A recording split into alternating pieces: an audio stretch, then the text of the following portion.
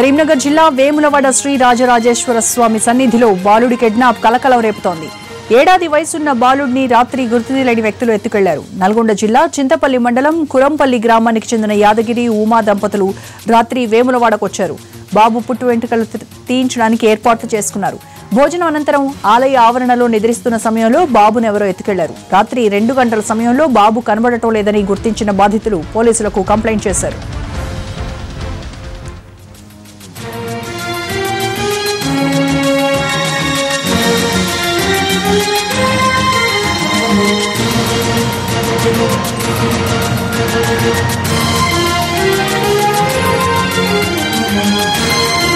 బాబును ఎత్తుకెళ్తున్న దృశ్యాలు సీసీటీవీలో రికార్డయ్యాయి. దీంతో పోలీసులు బాబు కోసం ప్రత్యేక బృందాలను రంగంలోకి దించారు. గతంలోనూ వేములవాడ ఆలయంలో ఇలాంటి ఘటనలు జరిగాయి.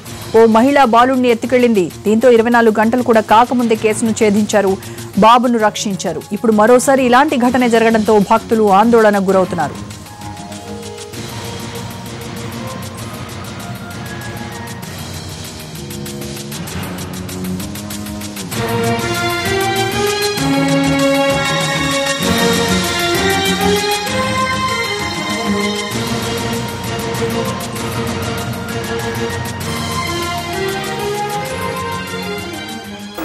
రాత్రి 12 గంటలకి బస్సు దిగినాం సార్.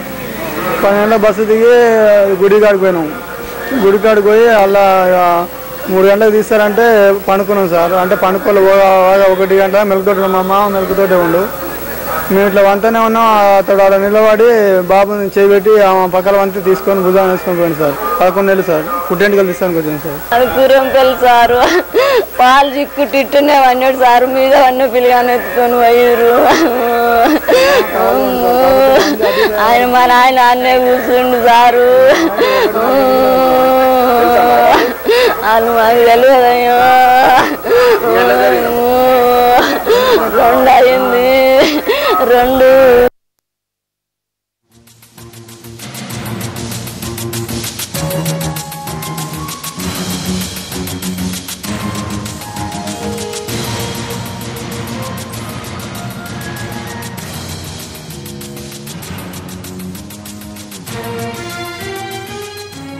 బాలుడి కిడ్నాప్ కు సంబంధించి మరింత సమాచారం మా ప్రతినిధి ప్రవీణ్ అడుగుదాం. ప్రవీణ్, బాలుడి కిడ్నాప్ పై పోలీసులు ఏమంటున్నారు?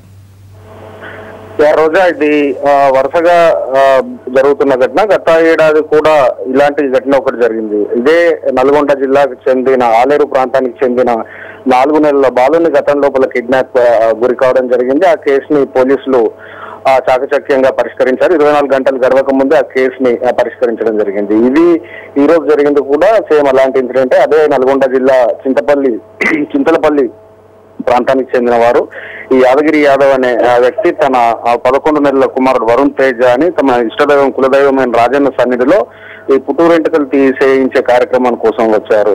మొత్తం 5 కుటుంబ సభ్యులు కలిసి వచ్చారు. రాత్రి 2 నుండి 3 గంటల ప్రాంతం లోపల బాలుడు కనిపించకుండా పోయాడు.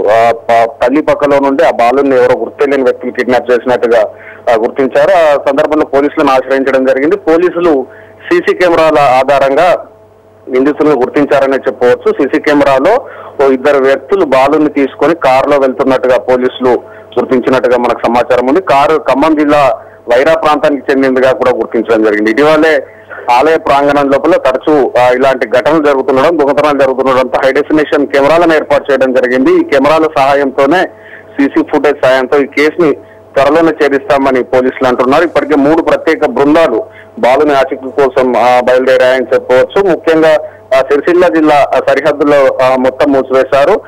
3 ప్రత్యేక బృందాల ఆధ్వర్యంలో ప్రతి వాహనాన్ని చెక్ చేస్తూ ఉండడం జరిగింది.